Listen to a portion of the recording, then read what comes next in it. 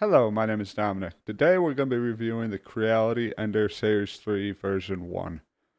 This is the first and only 3D printer I've ever had. It's one of the most affordable and highest rated in its price range 3D printers around. I have created some amazing 3D prints with this. The only thing I've really upgraded was the bed. I got a glass bed. I didn't really like the standard material it came with. I don't know what it is, but it's like flexible. I didn't really care for that. As soon as I upgraded to a glass bed, like every problem I had was gone. Make sure you get a proper bed level.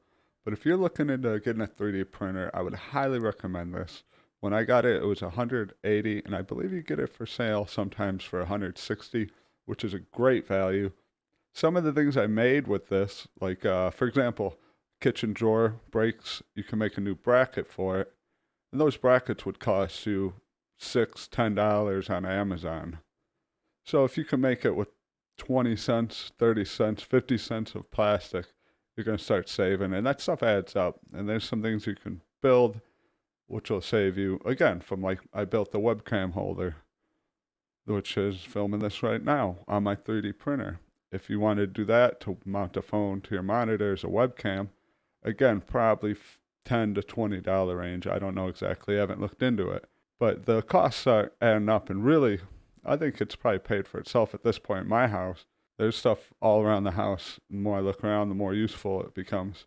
So I highly recommend it. Link down in the description. If you're looking for Creality Ender Series 3, definitely get one. There are newer models if you want some upgrade features, but if you just want something that has all the features you really need and none of the extras, this can print PLA.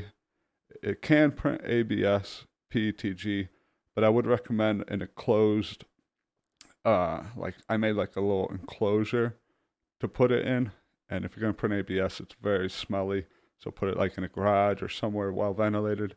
But I made a little enclosure to keep the temperatures up. Well, I hope you guys enjoyed. Have a great day.